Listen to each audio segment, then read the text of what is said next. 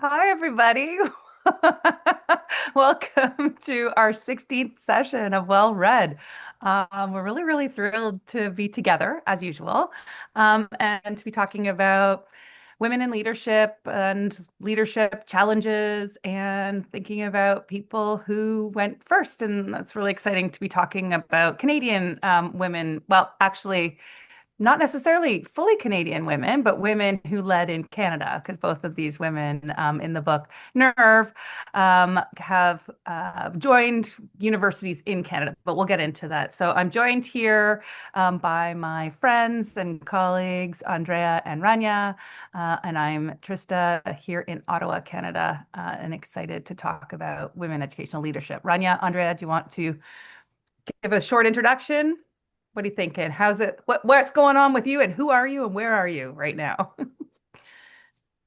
So let Hi, me go everyone. ahead with, yeah, go ahead, Andrea.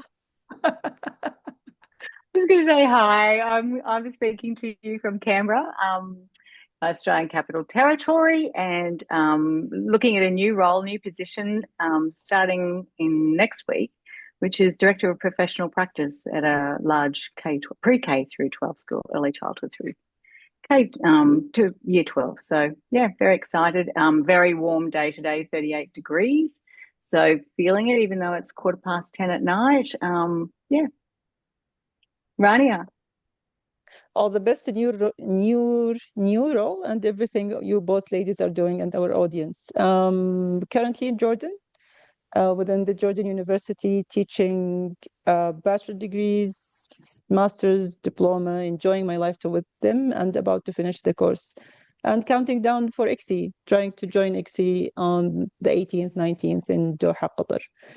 Wearing different hats, but I'm super pleased and excited to be discussing this book today with you ladies.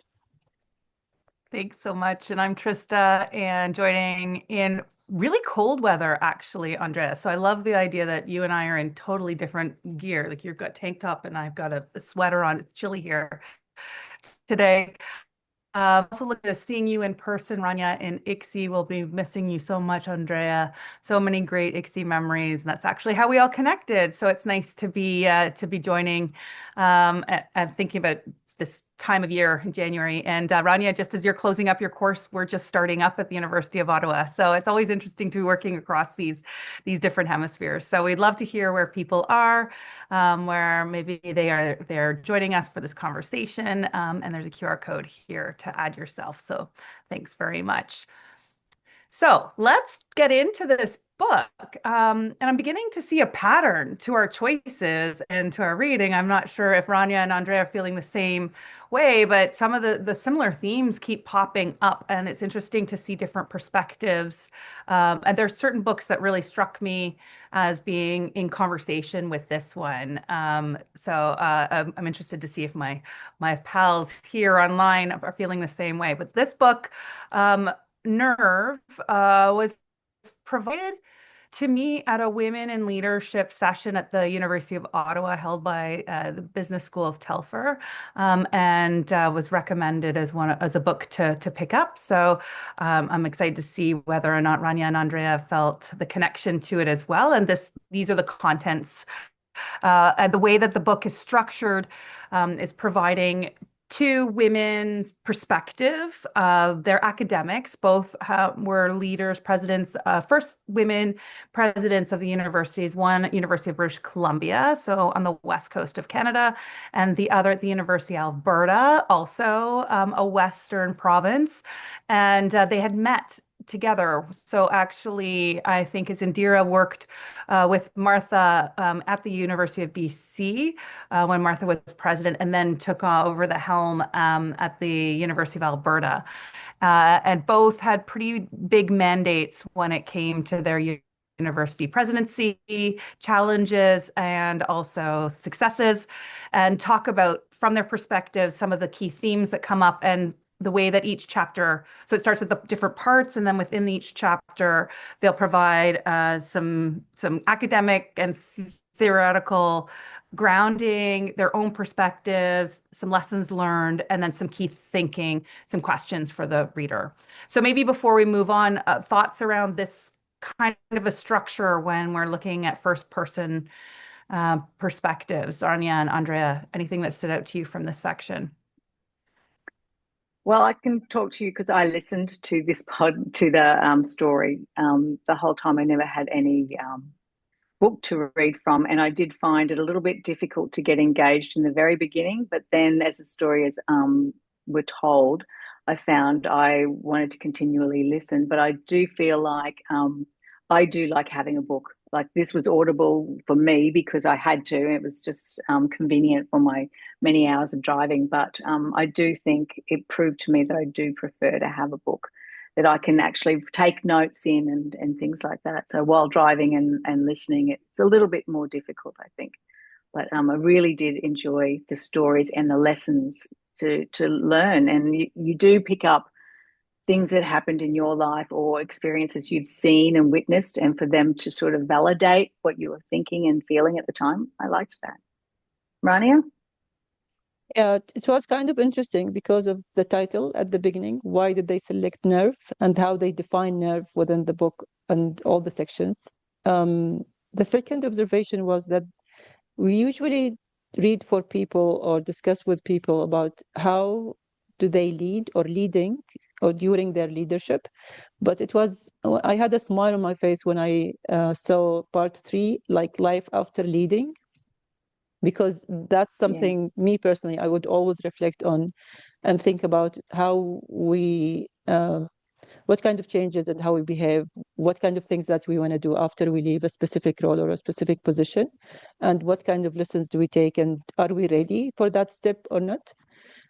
So having these 3 parts was kind of interesting, especially that they were discussing their own personal experience, but within educational leadership sector. At the same time, they're also comparing with international, and they mentioned after their roles within this, as a presidency within the university, what happened and what kind of corporate that they join, like different parts of their lives and incidents that they were facing. So I thought, yeah, it's kind of an interesting way of thinking and looking. And I loved the sections when after each part they would have lessons learned, or each section, they would also have lessons learned, and that's something would help us also to reflect and to comment to see what specific reflections do we have from our own stories. Do we really have time to write them down, and how we take it further? Yeah, it's I agree entirely. I also really enjoyed that it was women in university. So an academic perspective, we've had politician leadership, we've had journalists and leaders, we've had a number of women leading corporate areas, thinking about leadership. But it was interesting to get a perspective of what it would be like to lead academics. And I was smiling a bit sometimes when I was thinking about, how they're all individual entities, and the challenge of leading academics and departments and trying to make changes. And so some of those that really stood out to me in thinking about I can actually visualize a few of the people who are in some of the leadership roles, and wondering, I need to go back and look across the Canadian universities, how many women presence we currently have. Because I think one of their calls was like, I hope we're not, just a fluke or the only ones. So I wanted to go back and see. Uh, shall we move on to some of the key parts? And what did Yeah, you think about using nerve as the title? Like maybe that would be a helpful starting place, yeah, because I Krista, but wondered about it too. Yeah. before we go to that, if we just also help ourselves and the audience of thinking, let's see, part 1, chapter 2, education of a female leader, because sometimes we just focus on a female education leadership, and that's something we might think of how education is helping female education leadership. So that's something for us to reflect.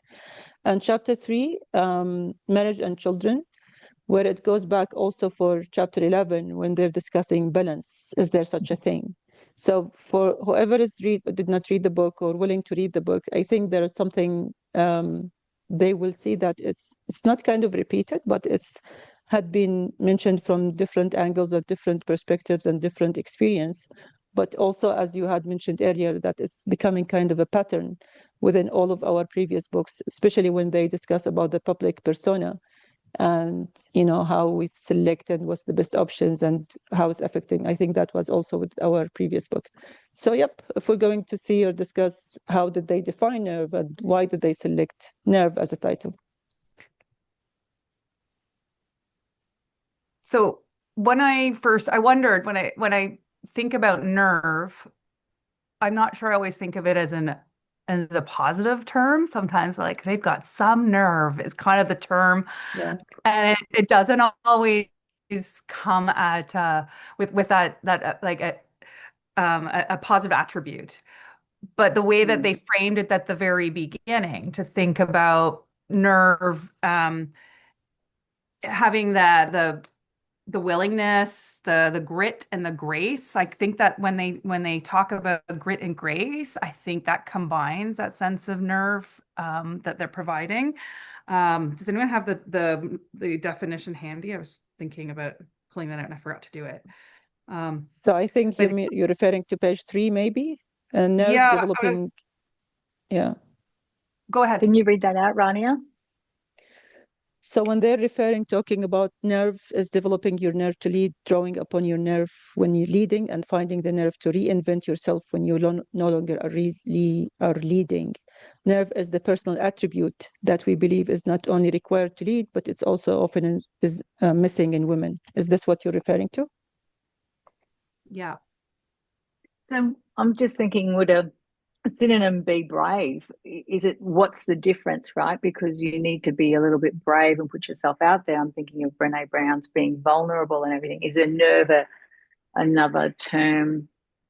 And how does that differ?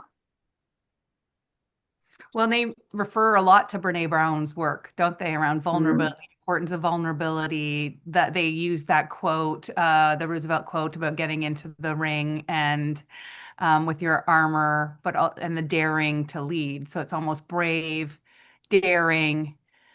Nerve has that element, and they say that women are good at most things. We know how to work hard. We often over prepare for whatever task we're performing. We are proficient at collaboration, consultation, and compromise, all important traits for a leader. But there is one characteristic that we must actively work on developing and consciously draw upon as we chart our course as leaders. It is nerve.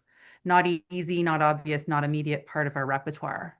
So they're making the case that it's a missing component and kind of used through the chapters to discuss maybe why that is and where that takes women. But I also want to highlight they use the Georgia O'Keeffe and they return back to Georgia O'Keeffe quite a few times in the book when they think about she as an artist charted her own course. She didn't, go to France with other artists. She painted in a totally different way. And she talks about it takes more than talent. It takes a kind of nerve and a lot of hard work. So it's both. You can have the nerve, but you also need to have the hard work and the competency as well to have effective leadership. But do you think women don't have nerve? Do you agree with their statement? In comparison to males, into men, I'd say men have more nerve. I don't know why, but I do think, like, I love the Eleanor Roosevelt, you must do the thing that you think you cannot do. Do you know, we second guess everything. Why can't I do it? And I know that they talked about that as about, instead of saying the reasons why you can't lead, is what are the reasons why you can? Like, we look at of us, I think, as what we aren't meeting in the criteria of doing this role or whatever. But we're not looking at what we do bring. Do you know what I mean? I think it's more of a perspective. Thoughts, Rania? Yeah. So it's very similar to what I was kind of thinking of. Why did they continuously keep comparing to male, kind of leaders? Why just not to describe how we're thinking and how we're taking things? Because even if you're assuming that this is how men think, it might not be the way, and it will differ from a person to another. But usually the way that we're thinking, we keep questioning, like the consequences and the bigger picture and what things are required and why should I do this? It's not like why not others to be doing this. And it's kind of combination between grit and grace, as they both had mentioned within the book. So I would say that most women, and maybe Trista, that we also had observed with the book that we had published, most women that we usually discuss, they will question and they will prefer not to, and they would have not to lead, and they would have list of why not to, if that would be like maybe because of my family, maybe because I'm not qualified enough, maybe this is not the time, maybe like we have a long list of assumptions or things to be considering. Maybe some women and some men, if that would be appropriate to be discussing, will say, no, you just have the opportunity, let's take it, and then we will discover what's happening. But I wouldn't generalize, because you also have men having the same questions, like, am I qualified? Like family, is it the right time? So for me, I prefer if I read the book without comparing to men and just thinking like, this is our own experience and this is what they think, unless they have a female and a male authors that each one of them is talking about their own perspective at a specific situation or experience that they both had been through. Maybe. That's Interesting interesting. you said that, Rania. Sorry. Go ahead, Andrea. I thought the same thing when I was getting to the end of the book. I'm like, it seems to be a comparison all the time. Was there a need for it all the time throughout the book? That's what I was sort of wondering. And as you said, generalizations, I don't feel there's, everybody's got their own story to tell, their own experiences, and that's what they talked about. The one thing I did pick up in is the importance of women developing their self-confidence. And I thought that was an interesting confidence. We got the competence. Where is that confidence? So yeah, sorry, Trista, go on. Well, no, it's exactly building on that. I think the question is, so as we continue, now this is our 16th book, and we've read a number of perspectives from women leaders. Why is there the need to compare or to provide sort of like this is how women lead? I mean, it could also be these are how two women's perspective in this case also. So again, I guess that's the interesting question. I found it fascinating to explore their different backgrounds. So we know that one of them was raised in the United States. I think it was Ohio. Am I right? So she grew up, she in her family had a very different schooling perspective, where the other grew up in Sri Lanka and moved back and forth a number of times by the time she was 6. And as a Tamil, had some challenges like living and being educated within Sri Lanka and having to move as well. And that framed their experience, but they ended up in the same position, which is interesting to see. So there were some, and they're coming from very different backgrounds. So one was physiotherapy. I think that was her specialty. Her PhD was in physiotherapy, and the other one was in engineering. So very different experiences. So they talk about one being more of a field that was more supportive for women, whereas the engineering experience was, and also coming in from Sri Lanka, being a very different experience of how she's connected with her peers. And then they ended up working together in that one space. And I love that their first initial meeting was not positive. I think remember when I think it was Martha took over as the presidency, and the perspective was like, what is going on? I don't like her first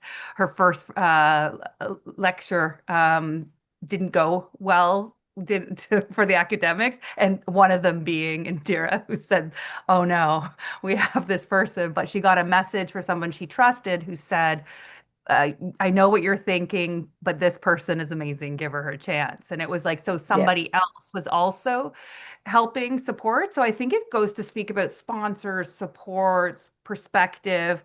And I kept thinking, like when Martha talks about what she did with the ball caps in terms of providing Yeah. academics with ball caps and being a little bit more fun in her big inaugural presentation. And it did not go over well at all. And I've been in many a situation where things did not go, like they fall really flat, and you're like, oh boy, that was not the intention, or they don't understand who I am or what I'm trying to do. Um, but knowing that, like you can recover from that space, I think Mm. that was really great. But again, like so this experience is not just only positives or successful experiences. I enjoyed the times that they were talking about some of the tensions they experienced and choices they made that didn't go well with other people, and whether or not they change that looking back on it now. Would they do the same thing or would they have handled it differently?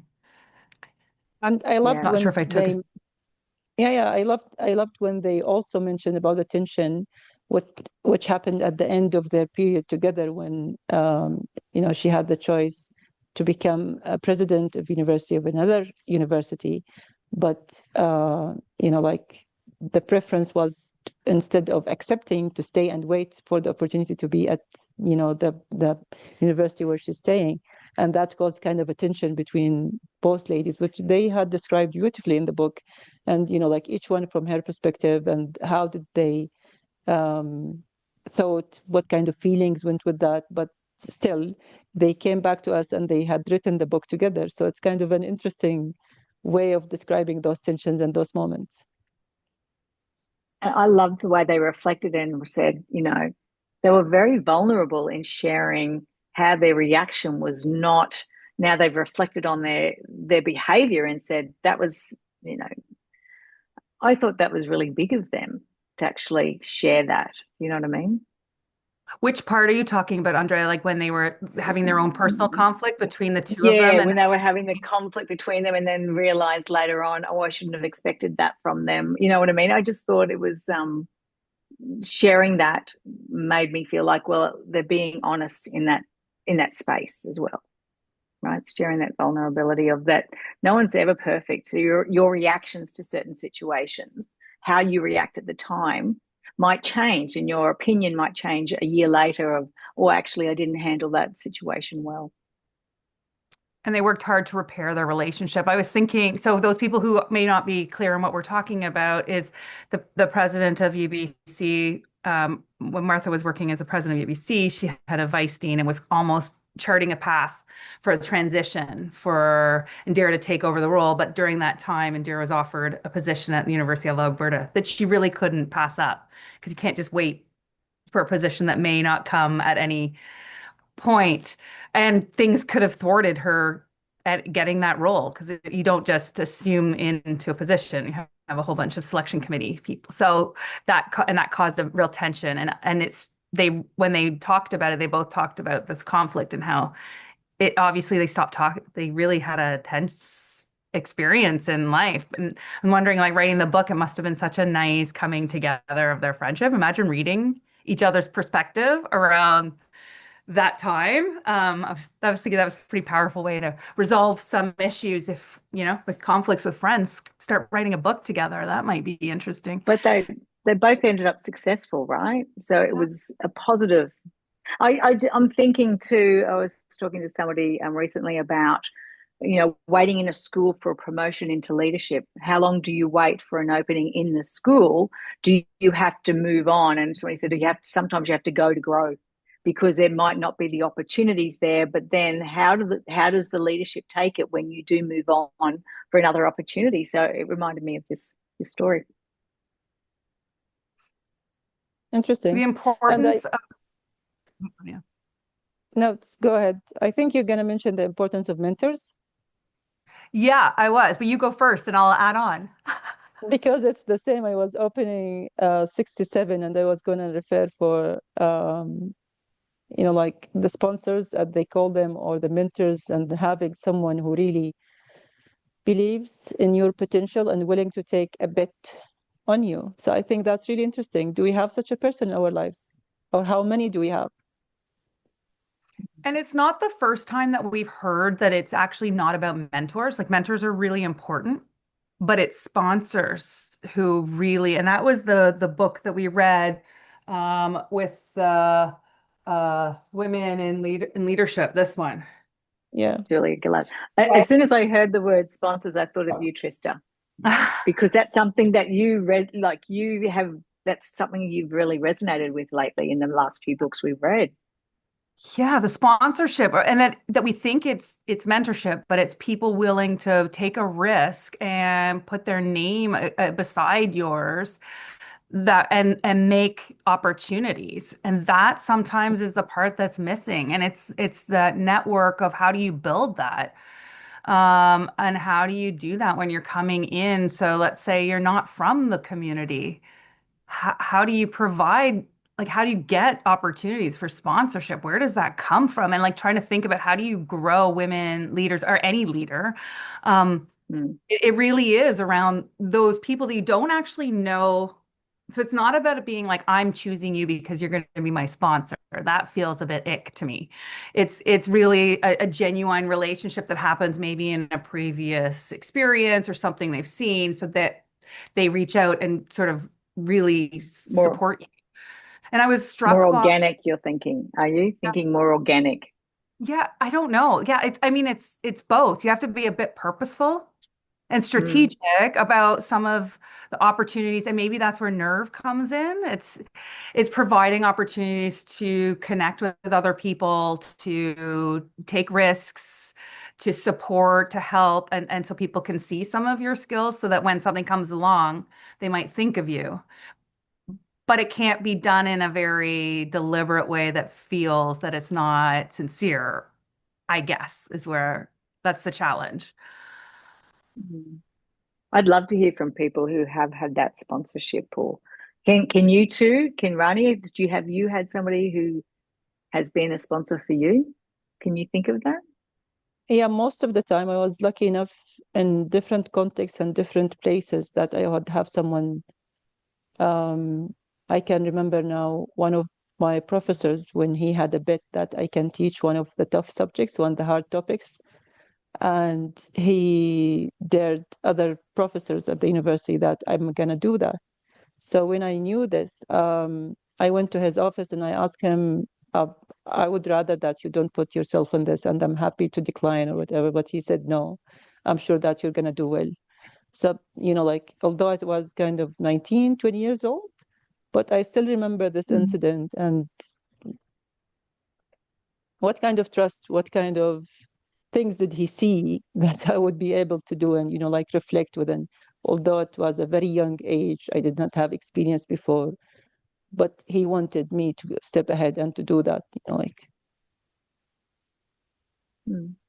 What about you, Andrea? Did you have you had people?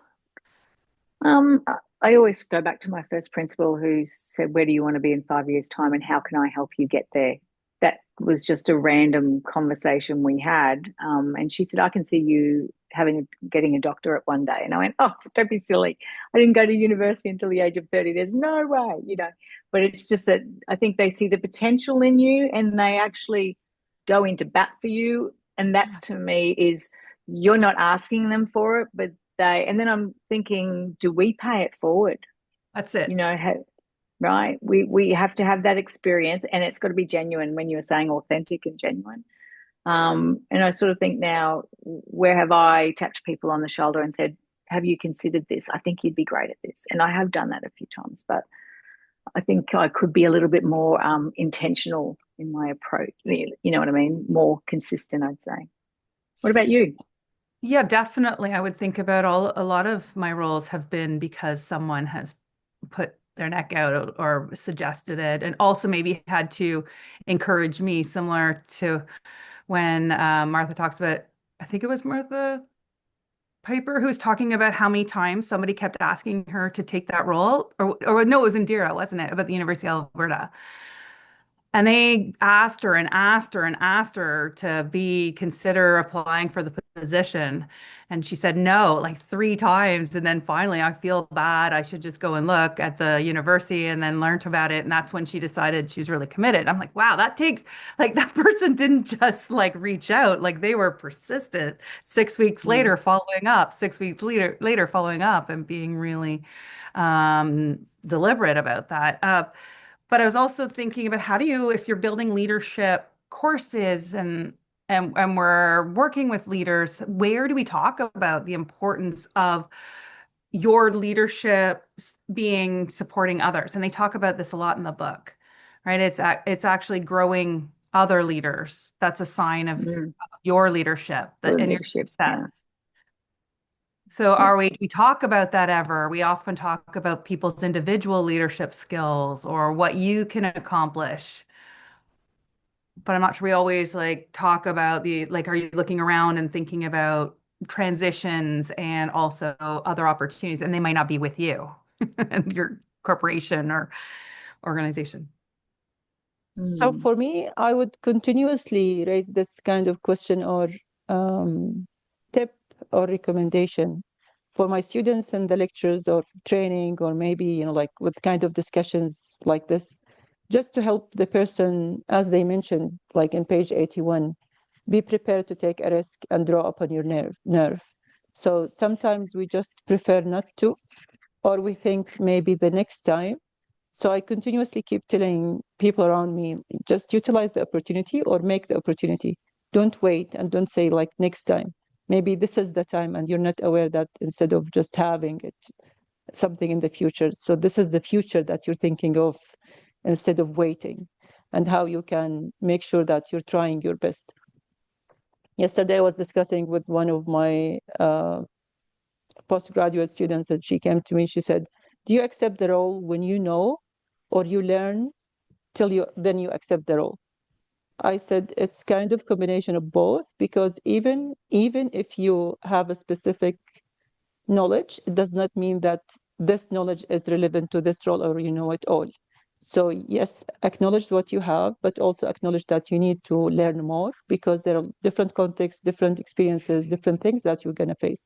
So don't say, yes, I know it all, or, like according to my previous experience, because each experience has a different experience, has a different taste, a Mm. different context, a different, and that also applies for ourselves. Like I have a new self, I have a new version of myself, I have a new way of thinking.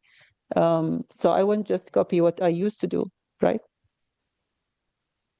Context matters, right? Context matters. Yep. And all the experiences that we bring are building, coming together. You don't always see how they connect to your skill development or your competency, but they are providing new opportunities, new ways of thinking. So it's harnessing that. And just going back to on page 127, when they're talking about lessons learned, it's around assessing talent. It's all about people.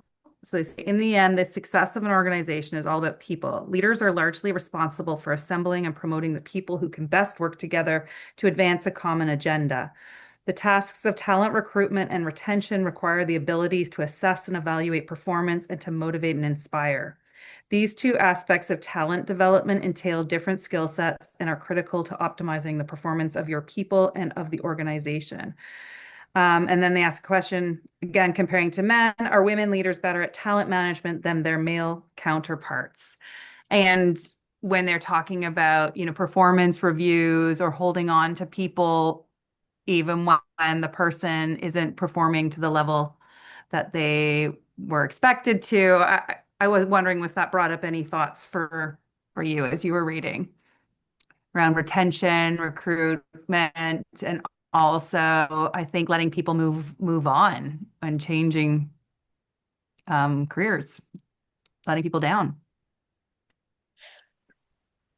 I think there's the social, the emotional intelligence you need to have to work with people is something I think you can develop over time, but it's something that you really need to work on over time to develop that and to build that. They said assembling a team is the easy part. It's keeping them motivated and focused, and that's the part of the leadership that you need to do. So yeah, the cutting people when it's not working out, I think that was interesting. That you need, I think that's that empathy. You need to have the empathy, but you need to be direct and straightforward as well, right? Build on your strengths, and I'm thinking a strength would be on how you deliver that message, right? Rania, what are your thoughts? Yeah, one of the Arabic books that I had written with my friend, we identified something called management by killing. And what we mean by killing is Say that that again. you, Killing, Killing, killing. yeah. So She you said it don't with kill a people. smile. Yeah.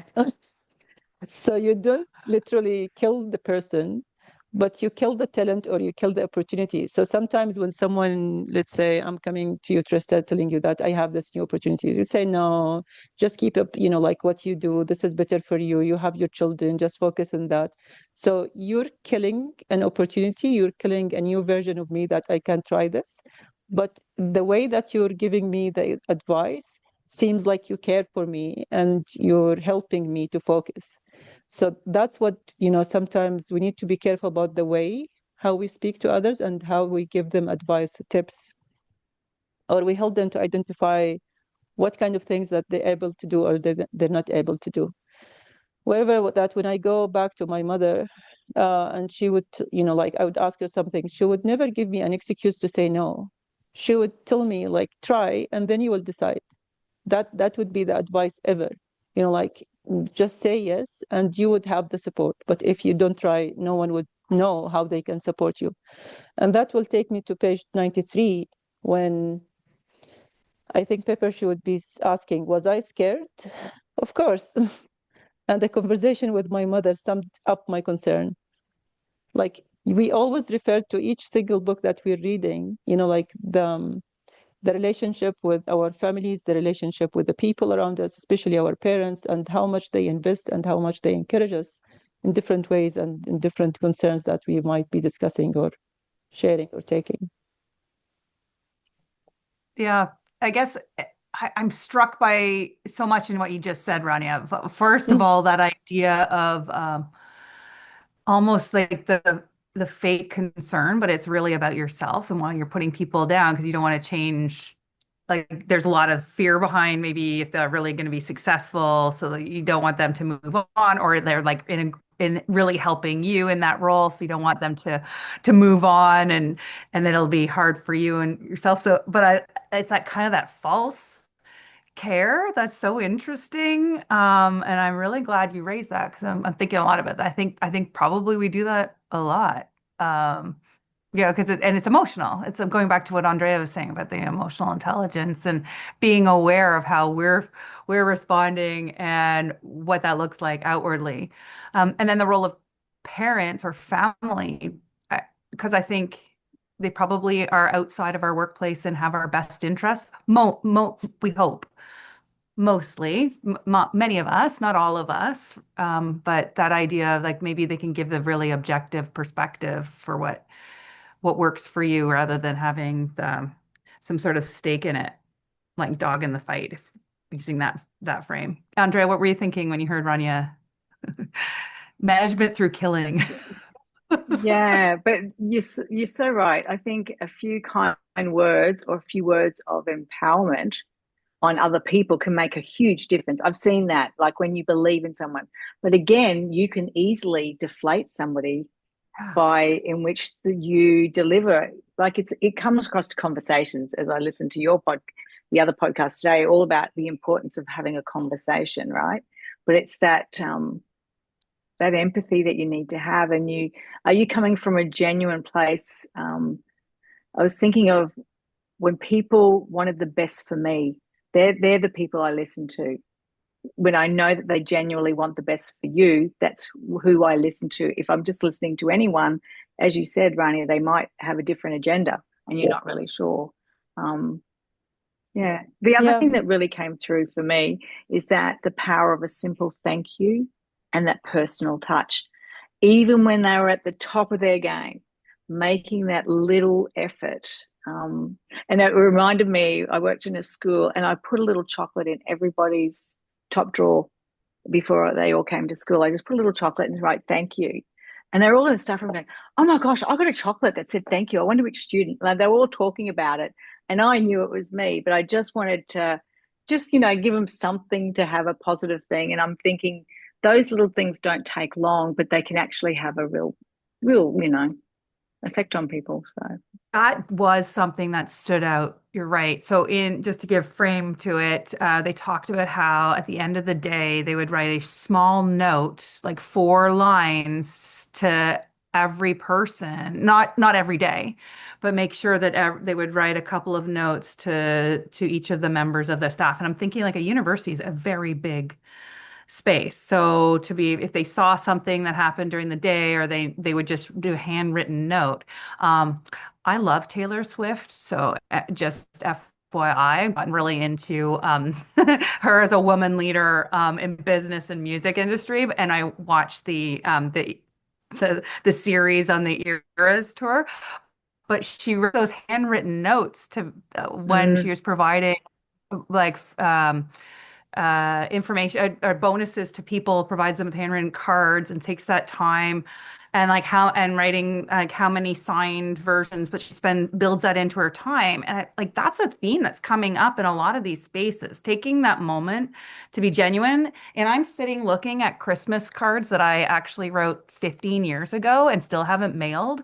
So and know that for me, it is not a strength to provide like those, and it's like sits with like guilt, like I still have, but it's so important. So you'd have to actually build it into your structure. So for some people I think that comes really naturally, but it would be something I'd have to actually build into my day and not also feel, I don't know, overwhelmed by that, but how mm, important mm. that those moments. So like even if it's in words or deed, but that matters so much more than something else. And we often spend a lot of time on the other things where like where's the biggest impact? It could be a really simple act. So I thought I definitely glad you brought that up. That struck me too. Rania, what are you thinking about? Same. I will also add that they did not only mention that uh, they need to continue recognizing friends, but they also need to connect with peers, which I think is really interesting because we sometimes just keep having our networks or the friends or the comfort zone that we have our friends around us. But within leadership position, we need to be very careful about colleagues, peers, what kind of connections, what kind of network. And I loved page 18 when they mentioned become a student of history, traditions, and culture of the organization or unit. Understand that only by first honoring the past, you will be able to move the organization into the future. So listening and the art of listening, understanding, and also recognizing those small notes, if we keep calling them small or simple notes, like that would really affect and help to have this kind of trust culture, help the organization to move forward. And especially because some people, even if they're your friends, when you're in a leadership position, they will step back a little bit. They wouldn't know how to deal with you and what kind of things are expected. So we need to be aware of this and also encourage others to step in and to have this bigger networking and communication circle. Building on that, I think the part, and thank you for highlighting that because it just sparked a reminder. The one other thing that's really stood out is how they bracketed friendships within the organization. So they talked about how they had a really close friend who worked at the university, but when they moved into the dean position, I think this was Martha Piper that talked about it, that they had the other friend, they would have this little gab session and chat, but would give a lot of insight around some of the colleagues or make comments around the organization. And they had to have a really frank discussion to say, we together can only talk about our families, our outside, our interests, but we can't talk about anything that happens within the organization. And I think when we look at schools, so I don't know what you think about it, but I'm remembering. So when I went from like a teacher in at the end of the summer to becoming the vice principal, basically within a month. So I went from having, and I was really close friends to so many people. And part of close friends is talking about what's wrong with your school leadership and like, like the issues, right? Or just, chatting. But then you're in that position now. And it really did, I found that a really hard transition because I was now part of the leadership making decisions that weren't always sitting well, and friendships changed. And so that was something I don't think I was really prepared for at all. I thought my friendships and the way that we were together would continue in the same way, but it really didn't. And that was hard.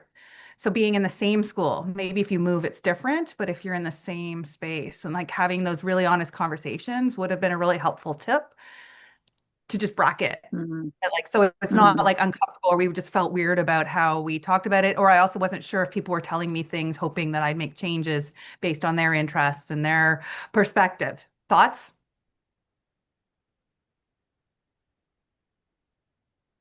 Andrea, I'll let Rania me. go first.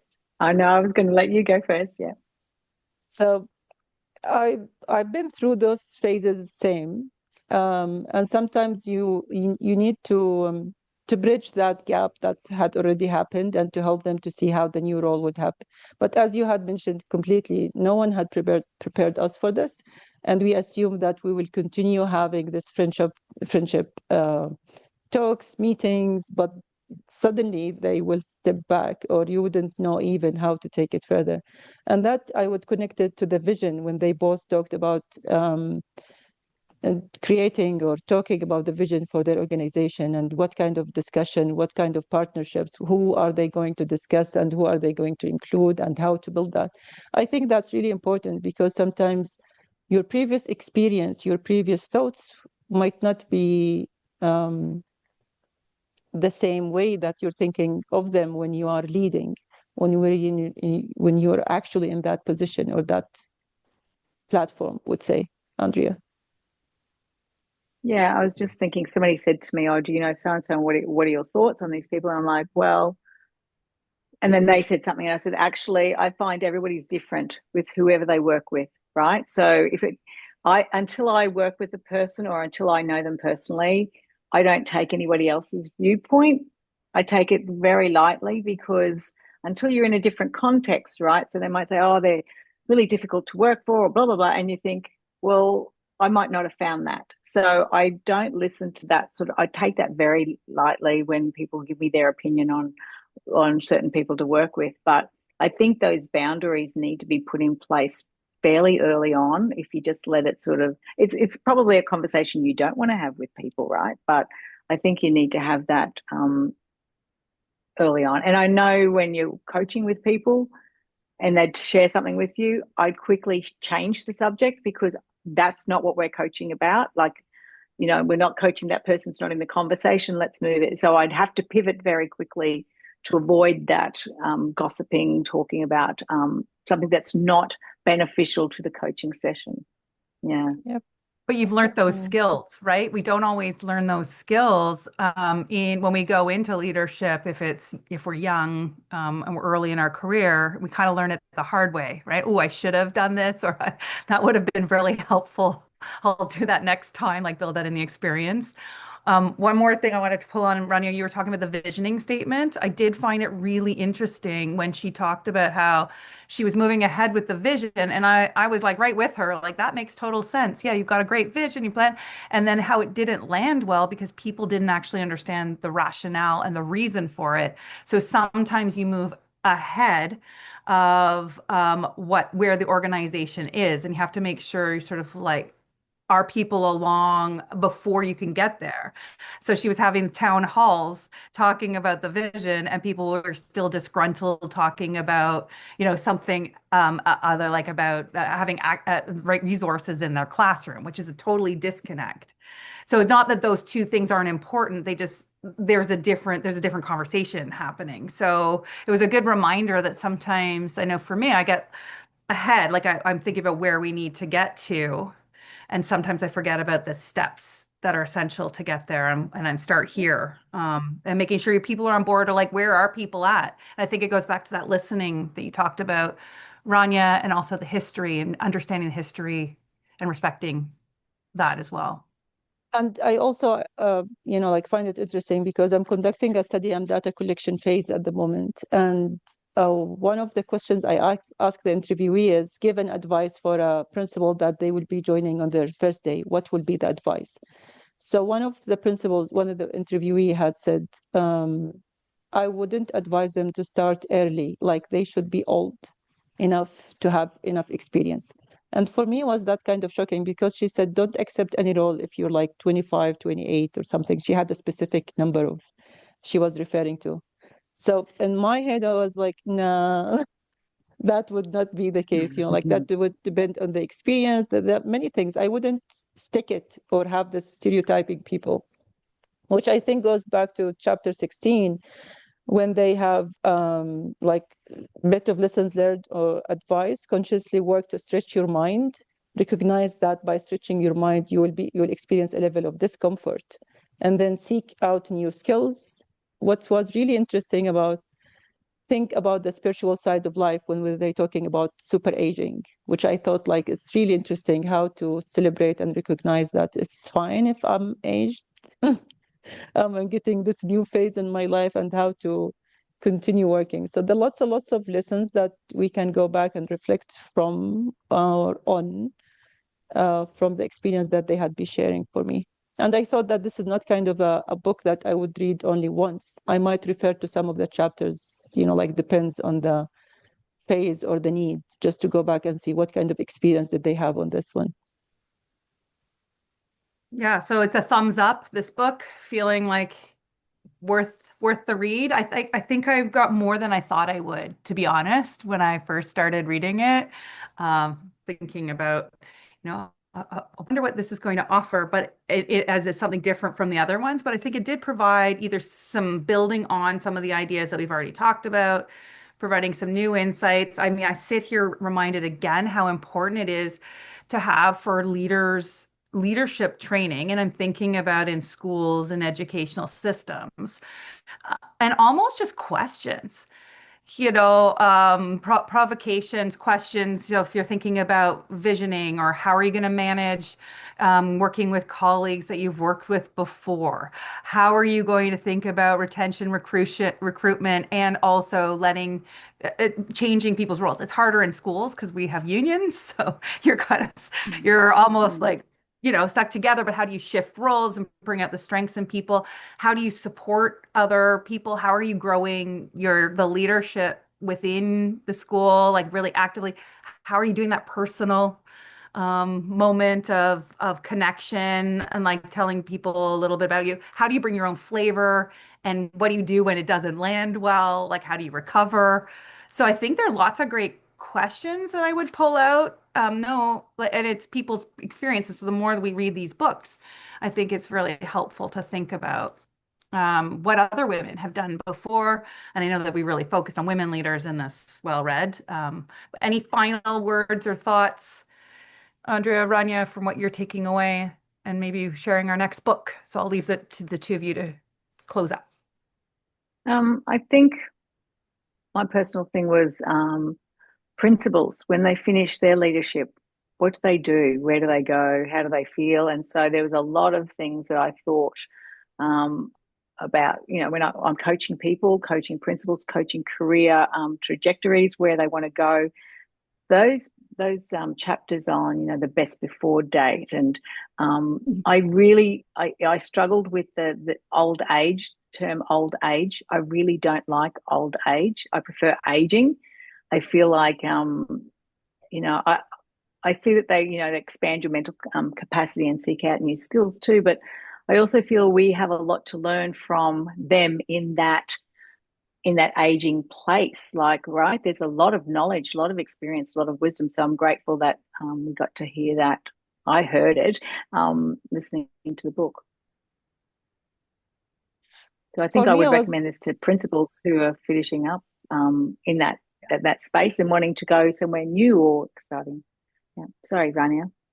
I agree on that. And I also think that at that stage, when they were within the experience itself, they did not have this kind of reflections and thought. But going back and writing about it, that will be totally different, which we also need to be recognizing and appreciating, because that's part of the learning journey that we're having.